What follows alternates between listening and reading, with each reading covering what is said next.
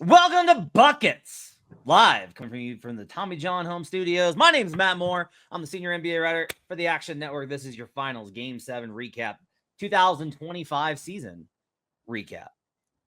This is going to be an open invite. I just put like our link into our Slack, and so whoever joins. Joining me off the bat, I got the Future Jays. I got Jim Turvey at Turvey Bets for Roto Grinders. I got the man, the myth, the legend at Joe Delara. At Joe Delara on Twitter and the Action Network app, host of the Cash That podcast. I got Brandon Kravitz hanging out with us from In the Zone, Monday through Friday, 3 to 6. Pre and post game for your Eastern Conference, maybe second favorite now, Orlando Magic. There's a conversation to be had. I know what the favorite is, though. Like, we should not be laughing. Yeah. So yeah, I was like ready to come on and celebrate. And I worn a blazer on the pregame show and was doing all fun stuff. And I was like so looking forward to it. And the basketball gods just decided to kick us in the junk. Just absolutely just kicked us in the junk. With Tyrese Haliburton doesn't just get hurt, suffers an Achilles injury, so he'll miss the entire year. And so it's just like the worst way of everything. So like we'll never, ever, ever, ever, ever know what would have happened. This is like, you got to understand from a non-betting perspective, I've covered that Thunder team so often through the entirety of my career and have wanted this moment for them so badly because I know how great of an organization it is. I've seen it up close and personal. I know those people and like, I want good things for them. And instead, the basketball gods are like, how about you get it, but you don't get it clean? Everyone's always going to be like, that Mathurin doesn't tear his Achilles. Like, we're always going to wonder. And that sucks. And, like, you don't get to choose that. You play who's in front of you. The Thunder didn't do anything to choose that outcome. An incredible run by the Pacers. An incredible season by OKC. We'll talk about Jim Turvey's. I would say it's ridiculous, but it's not because everybody's putting the same number on it. We're going to talk about that here in a little bit. Shai Gilgeous-Alexander, I'm sure, is going to win finals MVP. In our comment section here at youtube.com/the Action Network, let us know the futures that you're playing already for next year. Ryan Smith is in here. Ryan hit me up live. He was the one that was betting Panthers and Pacers throughout our buckets on the live shows.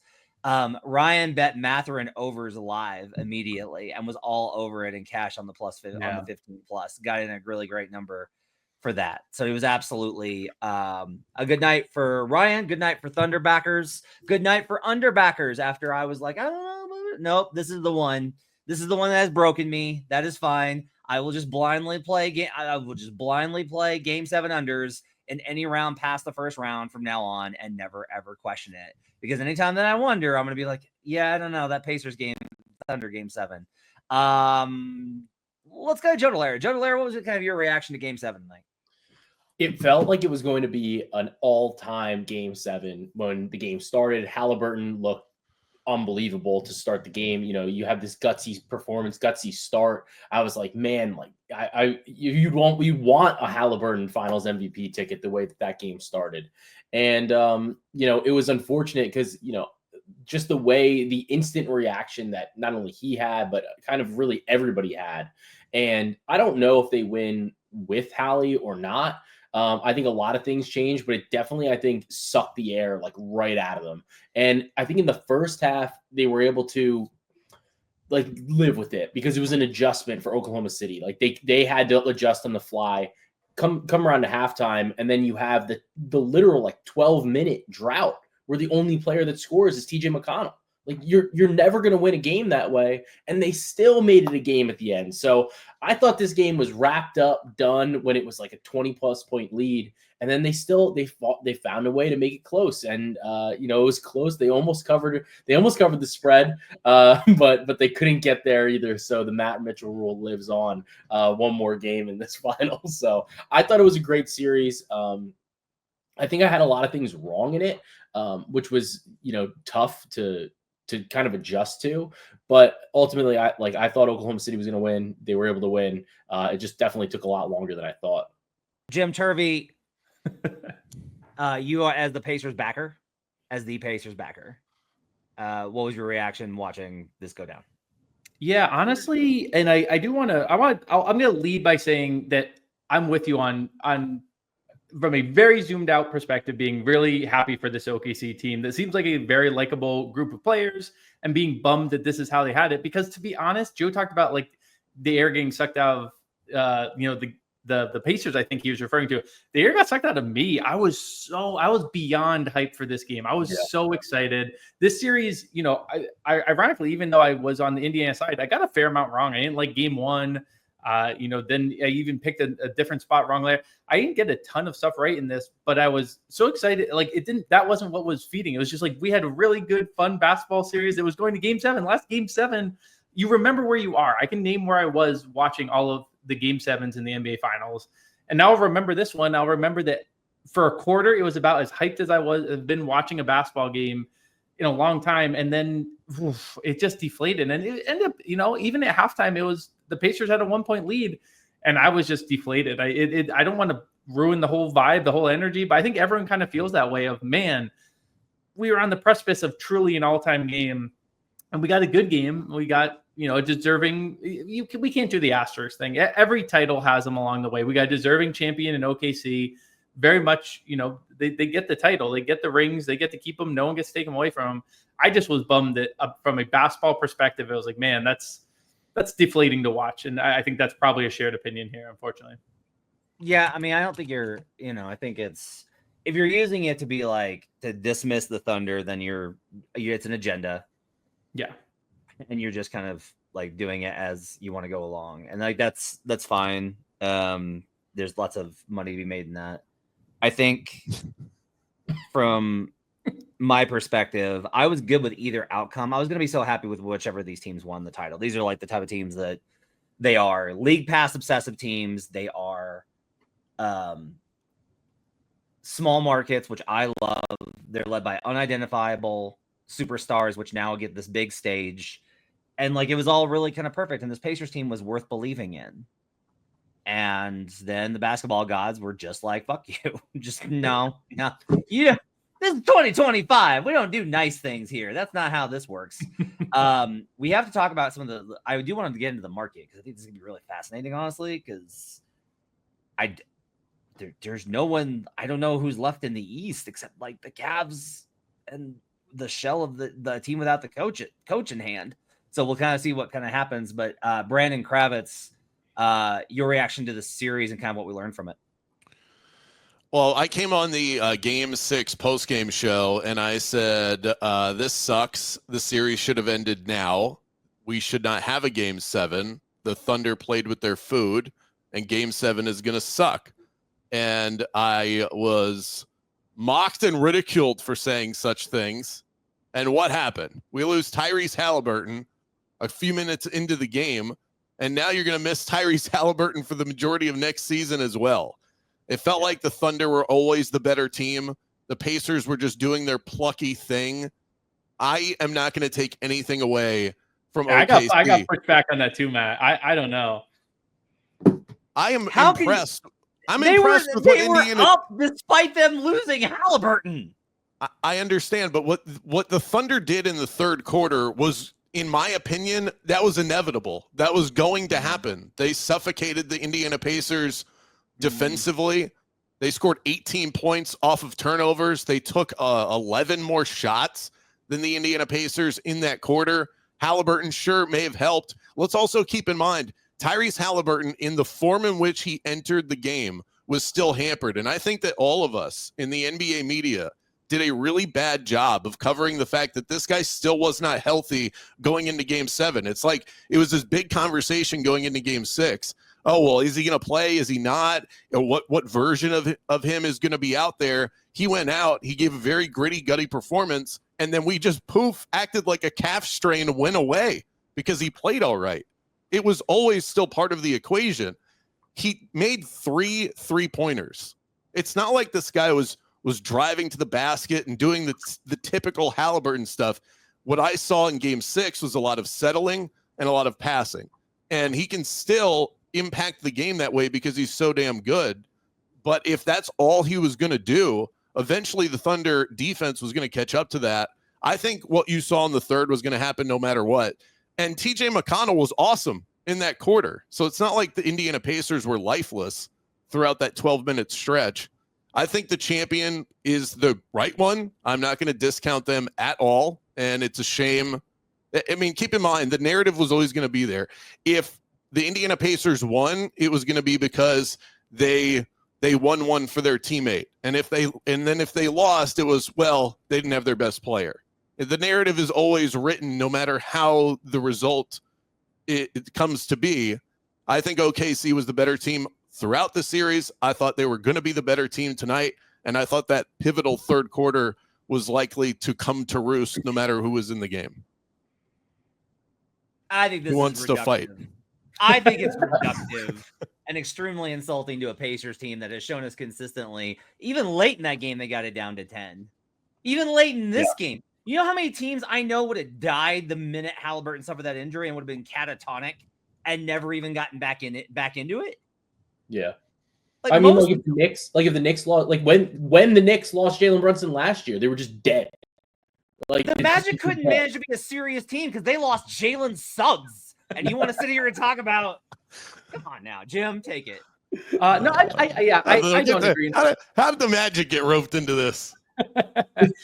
It's what happens when you come after Matt's boy Haliburton here. I like the Indiana Pacers. I mean, no disrespect. I think I agree with your main point that the best team went in. You can't take away from it at all. But I also think that is doing a slight disservice to the Pacers and just to because I mean we saw multiple. They won in OKC. They won when they were losing. They won after OKC went on big runs. They won when OKC turned them over a lot. They have won in all of those games. They have paths to victory. They won when Haliburton was dinged up in Game 6. But I agree with your point that we zoned out on Haliburton being hurt too much, and I almost think Haliburton zoned on Haliburton being hurt too much. It seemed like he got into that quick groove with the shots. Yeah. That drive, he should have just pulled up. Like that drive is not a drive you try to make if you're hurt, which is to your point, kind of Brandon, that everyone kind of zoned on him being hurt. He kind of settled into this groove. And then like watching it back, I like rewound during the commercial. Like he had a look actually, if he had pulled up there and, if he was a little bit more hesitant, maybe he's able to but then it's a Game 7, your brain is like all scrambled. But I agree that it did kind of fade as this narrative and would have loved to see him, actually make it the end of the game so we could see if you were right about them still fading in the third. And that's sort of the point that I'm making. I think the Pacers and the Thunder showed at the start of this series, those two teams were a lot closer than the market suggested. But you needed Tyrese Haliburton to be 100%. He did not enter this game 100%. So my take going into Game 6 was the same as going into Game 7. OKC should now be able to run this team over with Tyrese Haliburton at less than 100%. And they let their foot completely off the gas in Game 6. And they obviously weren't going to do that in Game 7 at home in their own building. That run, that Thunder run where you can't score against them and they get easy buckets off turnovers, that was always going to come with or without Tyrese Haliburton. I think that would be my pushback because we just saw it not happen all that much in the series.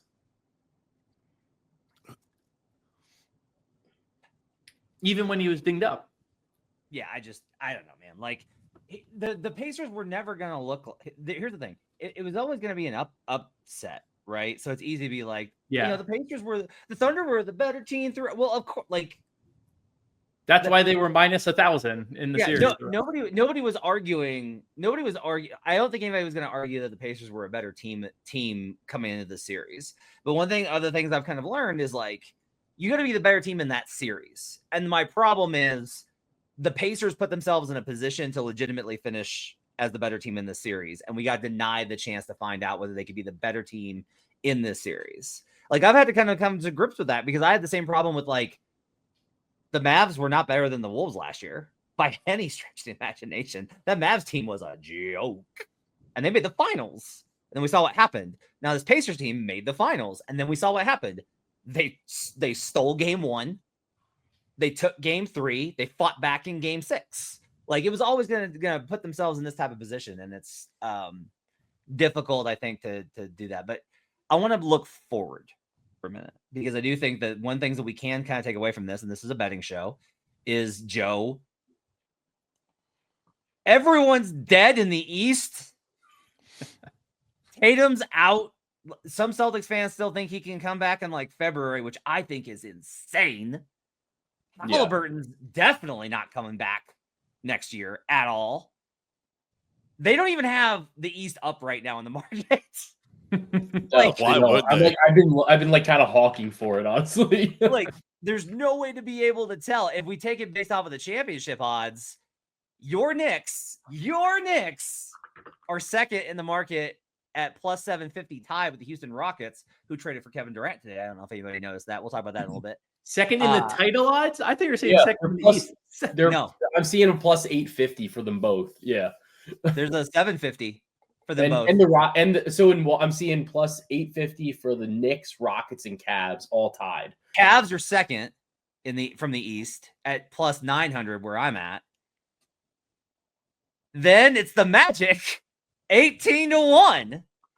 And now the Pacers are all the way back at 18-1, tied with them because Haliburton's out the entire year. Celtics are 18-1. And then, Jim, I haven't had a chance to listen to all the podcasts that you did with Brandon because I've tried doing this thing called Going Outside. Touching grass. What is the sneak team in the East? So the funny thing is, I wanted the Magic before the Bane trade. Now I love the Magic even more, but they're not the sneak team anymore. They're like you said, they're like the third favorite now. I honestly think I don't really know if there is one right now. I think if you're doing sneak teams, you almost have to like be like a team who's in position to do something interesting this offseason, like a Hawks almost. Am I going to be back on Hawks Island again with Jalen Johnson hopefully back? Okay. You with me? I might be ready to join up on Hawks Island. Let's go. The Milwaukee Bucks are 100-1. Yeah. 100-1. They still have Giannis right now. If they lose him, it's gonna get worse. Oh, we've talked about Milwaukee and Brandon's here. I heard the bat signal. It was like the great cheese in the sky. Brandon, we've already talked about how this sucked that Haliburton got hurt. Kravitz thinks that the Thunder would have won anyway because he's dead inside. And now we're trying to figure out what to do with the East and with this market now that Haliburton's going to be Tatum's out for the season, Dame's out for the season, Haliburton's out for the season. Brandon's about to sign off. Like, what do you possibly do with this Eastern Conference? What do you possibly you just come back and watch in 2027. Easy. Okay. You know who Brandon wants to say. There's a team in the Northeast. Philadelphia. Oh God, you can't actually believe that. I looked at it today. I looked at and Mock River says Matt is the time to start thinking about Joel Embiid MVP futures. I looked at it today and I was like, is this the time to count? And I just can't, man. I can't. Can I? Who? Question for the crowd, but two of you. Who would the Knicks have to hire as coach for them to be your favorites to win the East next year? Right now, me. Oh my God. Are you skipping Joe? I'll be like Spoelstra. I'll go the other end of the spectrum. Spoelstra. I'll say Mike Malone. I think Taylor Jenkins would be fine. Honestly, Frank Vogel. Frank Vogel's my guy. So effectively, y'all are telling me they are the favorites. They should be the favorites. I'm definitively not saying that. No, yeah, I'm aware. I'm aware you are, but everyone else. It's clearly Cleveland. Yeah. Head and shoulders. Terrifies me too, though. Like, so let's talk about that for a second. Atkinson's got me pretty shook after that performance. Yeah. I want to be in. I want to be like, well, Garland and blah blah blah blah blah. And, it just wasn't. They ran into a special Pacers team, and I want to do that. I think they're probably trading some guys. They are in a numbers crunch to keep the bench. They want to upgrade. I think Jared Allen might get moved. Garland, I don't think will after the injury. But I don't know. I can't Brandon. I can't get back in on Cavs because of Atkinson. Like I'm very much like, man, that was a JB Bickerstaff level performance there, and that was concerning. And JB was actually pretty good in that Knicks series this year. I mean, does what the Pacers have done in the month since then make you feel less terrible about the Kenny Atkinson thing? Between we know that the 4 Cavs were injured, and we know what the Pacers have now proven since then. Does that make it a little less disastrous in hindsight? Maybe. And I mean, Carlisle just made every coach kind of look like Kenny Atkinson. That's like even true. in the finals, the Thunder won, and I thought Dags kind of looked like Kenny Atkinson. Yeah, I literally texted you and Joe like a day or two ago and was like, Dags gets fired if he loses game 7, right? Like jokingly, he clearly wasn't going to get fired, but like, especially this version, like, man, you can't blow this game. Like the pressure, I was watching the game as it was kind of still staying close toward the middle of the third quarter. I was like, we're real close to the pressure completely flipping in this game. If the longer that this hangs around, it's going to unbearably turn the other way. And I feel like people would have come hard for Dags after that. Yeah, I mean, I think the thing with the East is, right, like the teams at the top, there's just no reason to bet any of the teams at the top right now. Like, I don't think that anybody is really positioned. Like the Knicks move is what, hiring a coach? Like that shouldn't really change title odds. The Cavs, kind of like what Matt was saying, if anything, they probably lose a couple guys. And then you kind of do see like a bit of a fall off in odds there from Orlando, who already made their move. Boston is probably shedding people for money reasons. So like, I just think that right now you shouldn't be looking to bet anybody in the Eastern Conference. The odds are just not going to be good. You may as well, like, there's no reason to fork over some of the money that you just won from Oklahoma City winning the title. There's just no reason to do that right now. Wait a couple months and save yourself some of that ROI. Yeah, I think one of the things is like there's certain teams that I think are likely to wind up like making big moves in the Eastern Conference, but like I don't know what those look like. This is what's really interesting with the Kevin Durant deal is like that was the big domino, and now there's like a bunch of sequences that teams are supposed to be doing and shifting, but like I don't know where any of that goes. Brian Fonseca NY has joined us. Brian Fonseca NY on Twitter and the Action Network app, and on his YouTube page at Brian Fonseca. Brandon Anderson, by the way, is here with us. Brandon Anderson at Wheaton Brando. Fonseca, you were like my Eastern Conference aficionado. You were my Eastern Conference. You were the one willing to watch. Your Eastern muse. Yes. What is your feeling on the Eastern Conference and how to bet this thing with now Haliburton's on the shelf, Tatum's on the shelf, Dame's on the shelf? Yeah, it fucking sucks. If the Hornets get VJ Edgecombe, your first pick in the wins pool for this year, the Charles Lee Hornets. I went 4-2. That was one of the two because of all the injuries. I'll never forget the first month of the year where the Hornets were like 7-9 before they broke down. It was magical. I don't know. It sucks. Tyrese is out. Dame is out, although I didn't admittedly think that was going to be that impactful as it relates to next season. And then you have Jason Tatum obviously out. I still think the Celtics, I think the Celtics without Tatum will beat all the play-in teams in a playoff series. And I think you could build a compelling case for the same for the Indiana Pacers, except for Orlando, because Orlando has Desmond Bane now.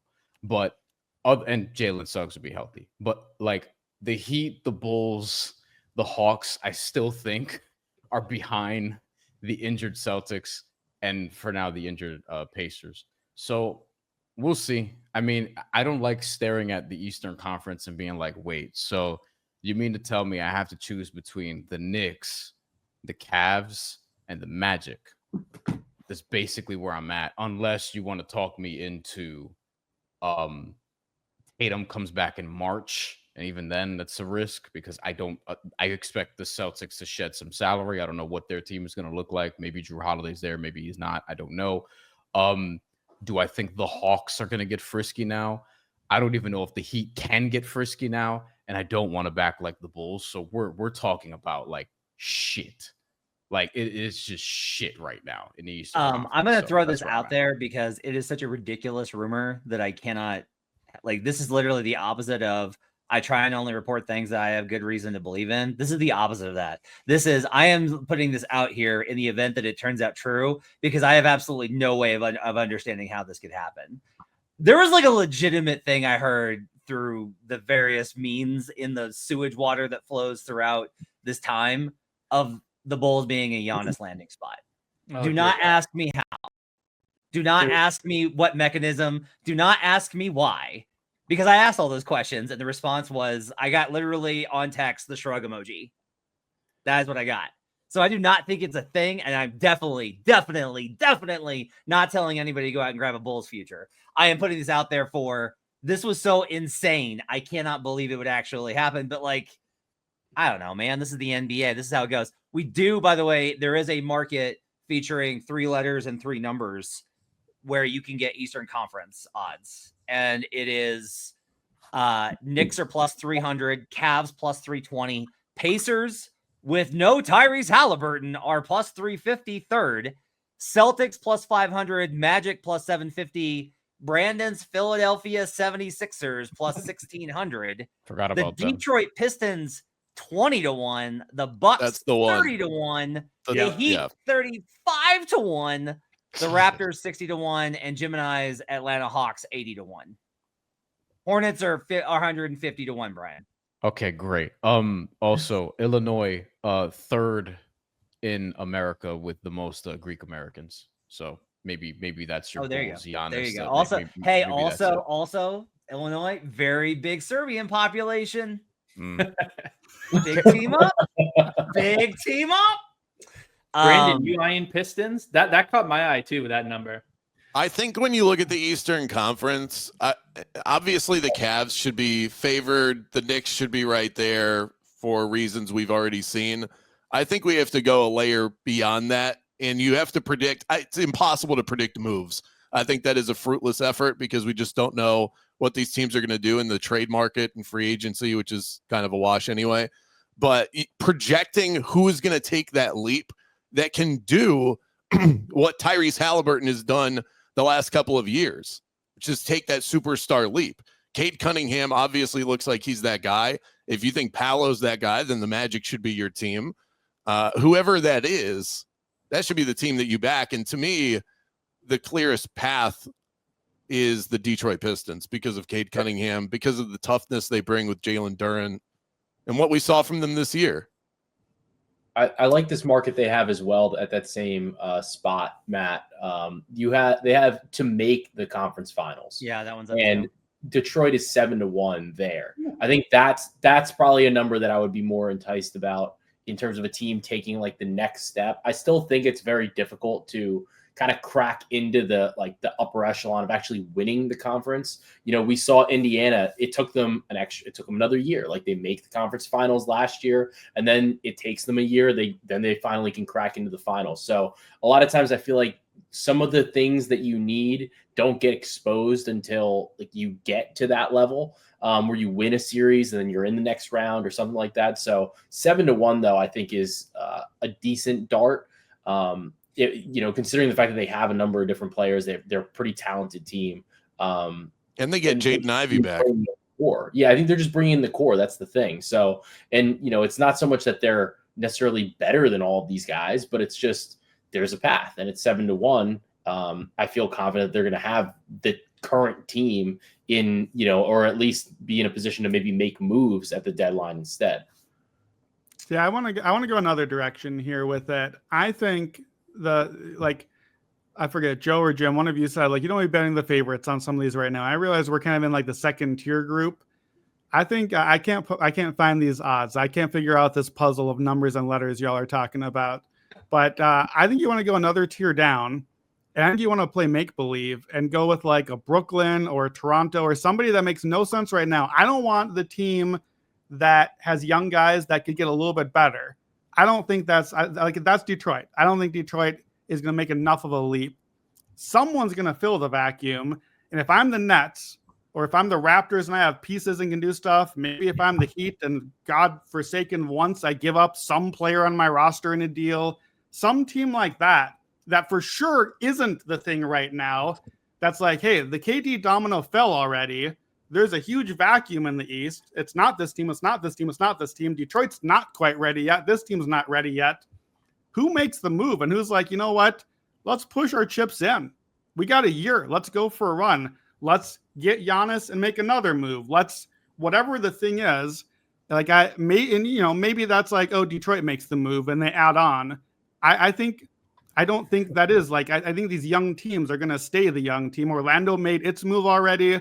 I think a blank canvas, Brooklyn or Toronto or someone, I think is much more interesting to me, especially because the odds are longer. Yeah, I mean, Toronto's 16-1. Chicago is 60-1. Brooklyn is 50-1. So, and the Hornets are 100-1.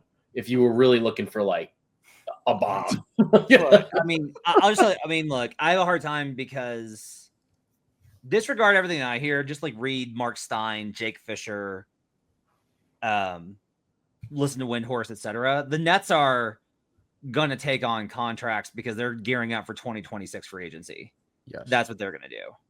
So I strongly disagree on the Nets front. The hilarious part of this is that the Pistons actually are going to go shopping for big upgrades, Brandon. They're just going to do it with all the players you hate. That's because I think they are going to put a very, very large offer in front of Naz Reid. They are going to put a very large offer in front of Naz Reid. Yeah, he may not take it. He might just stay with Detroit on less, or with Minnesota for less. He might go for somewhere else. He might go ring chase somewhere. But like, they are looking for that and like they are the ones that are like, they are pushing in. Now the Raptors is an interesting one because they are the type of team that you're talking about, where Barrett and Quickly are on the market. Everybody except Brandon Ingram, Scotty Barnes, and Jakob Poeltl. Top what, 15 center? I get it. Well, okay. I covered Masai when he was in Denver, and he gave JaVale McGee this massive extension. And I was kind of like, can you walk me through kind of like the thought process here? Not in a challenging way, just like, what was the thought process? And he was like, you don't give centers that deal now. You give centers for the long term. He's like, there's no more valuable thing to have than a center on a market, on a league affordable deal. And so it makes sense to me, having had that conversation with Masai many years ago. And I haven't talked to Masai in years and years and years, but like, that makes sense to me that he sees that centers are valuable and doesn't want to give up Poeltl. But it's also just like, come on, man. Like that was the dividing line between you and KD. Like the Suns went and got Jalen Green because you didn't want to send Jakob Poeltl. That doesn't make any sense. Can I nominate one team? Yeah, hit me. Okay. I hate, not hate. That's too strong. I do not like the best player on this team at all. It's not my type of player, like stylistically, but like I'm willing to hear out a case for the Atlanta Hawks. Yeah. Yes. Like I'm island's filling up, baby. Like I would if Jalen Johnson is healthy. Yes. Yeah. That's like my thing. That's sort of the key for me, along with Trae Young being like good. and maybe not the worst defender in the league, which I don't know if he was this year, to be fair. But like, I'm intrigued by a lot of their players. I'm intrigued by Okongwu and actually him having a clear pathway to more minutes and being impactful and what that could look like. I'm intrigued by Risache from his rookie season. I'm like, okay, he could actually be, I don't know what, but he could be something. Trae Young, for all his sports, he's brought a team to a conference finals, and you may say, hey, look at all the injuries. And I would say, hey, look at all the injuries. 2025 is kind of the same thing. And because we continue to have 82 game seasons on top of like, you know, the back-to-backs and just the strenuous schedule and the game getting faster and faster and faster, the injuries are going to get worse. So like, with all that being said, and they have some sort of draft pick capital to play with, they're a market that can attract. Like, I'm intrigued by the Hawks. I'll tell you what, in that pool of teams, I'm probably more intrigued by the Hawks than some of the others. So this is now a Hawks podcast. I'm declaring it. Brandon will have to. Branderson will have to start his own podcast. Kravitz, do you want to make the case for Orlando? Well, let me ask you a more fair question. They're plus 280 to make the conference finals. That feels too short to me. I think you probably want to wait and you'll get a better price, right? Yes, that's the anti-Magic take from the Magic guy is we've gotten a little out of control with the betting lines here. I don't know why you would take that on June 22nd. That seems foolish to me. The Magic also, I love the move for Desmond Bane. Absolutely adore it. He is a puzzle piece fit for all of the obvious reasons. He brings it defensively. He's a culture fit, and he helps with their biggest need, which is three-point shooting.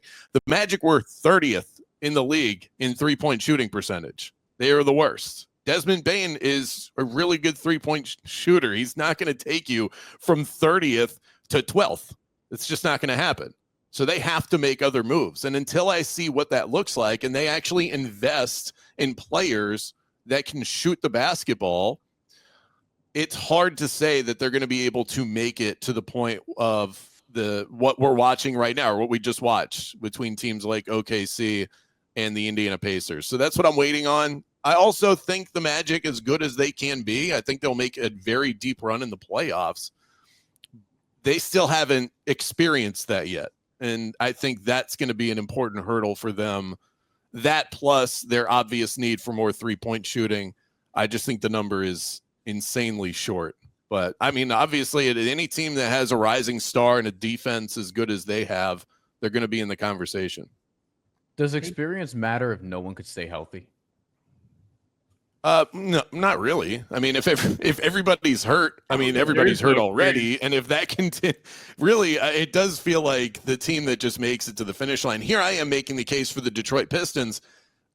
I think experience matters when you're betting a number like plus 280. I think that matters. I don't think it matters if you're talking 7-1, 10-1, then yeah, you take your shot. But no, on a short favorite, I think that stuff absolutely. I want to see you get deep and fail. Like we saw OKC last year.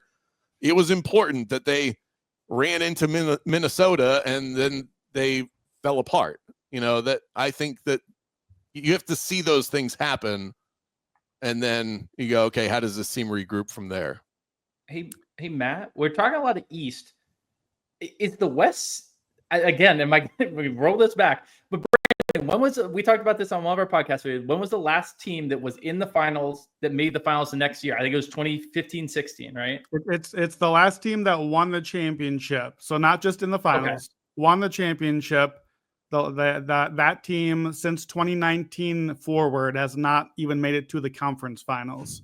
But that would be a Thunder trend now, which would imply that the West is what would be open. That would not apply to the East. Well, that's why. Can we shift a little focus over there? Because I do think this Thunder team is about as good a fit to break that streak as any.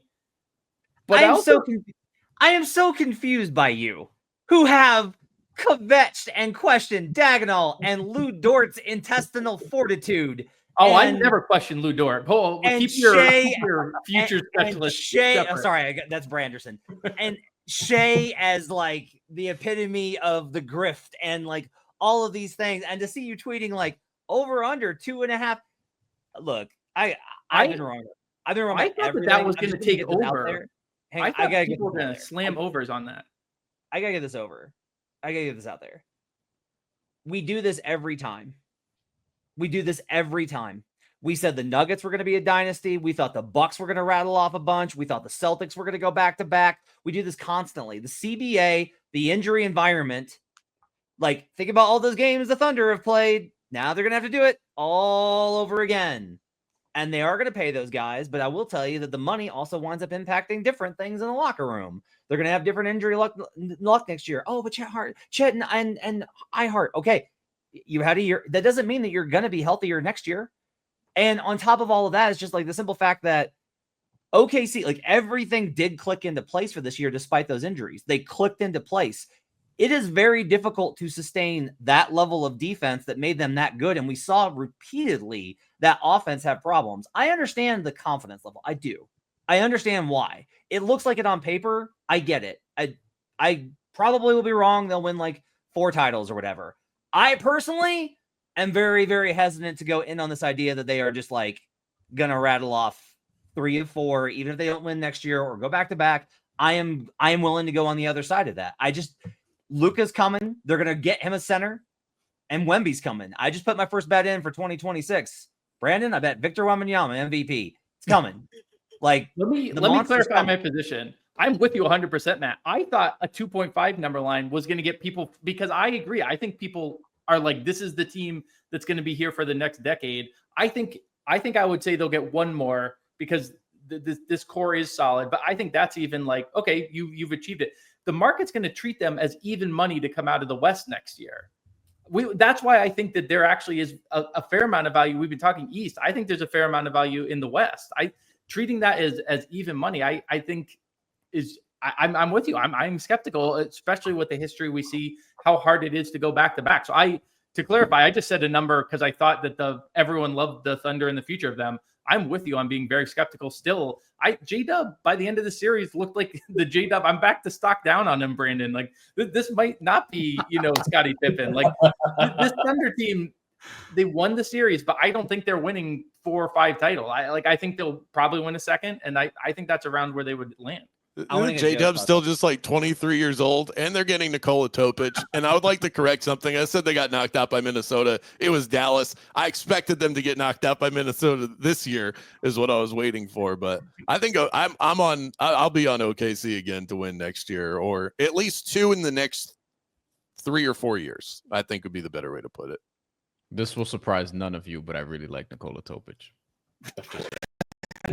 I know you keep talking about him. He's gonna be good. I mean, hey, anytime you can get a Euro center that just missed an entire year that people had injury concerns about and questions. Not a center. He's not a center. Not a center. Sorry, He's a I wing. didn't say center. Sorry, I meant a guard. So He'll be fine. Who's the best player currently on a West team that a desperate East team that sees the vacuum could go after and get? Is it Devin Booker? Now that the Suns have half blown it up, is there a better version? Is there a better player than Devin Booker? And if it is Booker, who's the team that could get Booker and be the answer in the East? Matt, is it Nikola Jokic? yeah, it's Nikola Jokic. Trade Cat. We can trade him. Contracts match. It is in writing. Oh, man. It is in writing. It is in writing from me that I expect him to sign the extension on the first day he's eligible. But there is just there's a little bit of discomfort here in Denver. Like he ends the season by being like, yeah, it would be nice to actually have some depth. The teams that won have actual rotations. And then the Nuggets literally almost announce we're running it back. They're not going to trade the core 4.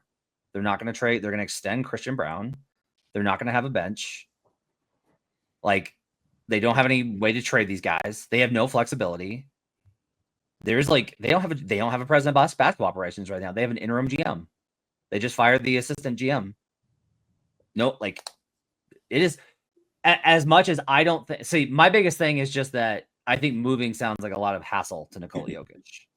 I'm not kidding. That to me is the biggest reason that he will never go. Is he'll just be like, I have to box everything up. So relatable. My wife's gonna drive me nuts. That sounds annoying. No, Man of the people.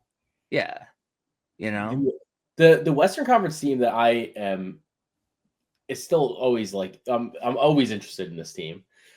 Is the New Orleans Pelicans, because they were hurt again all last year, and they have a million pieces. None of them really fit well together, but maybe they're a team that they're either going to trade off their assets and just say all right, we're done. We can't figure this out. We got to get rid of Zion. We got to move off from him and figure it out from there.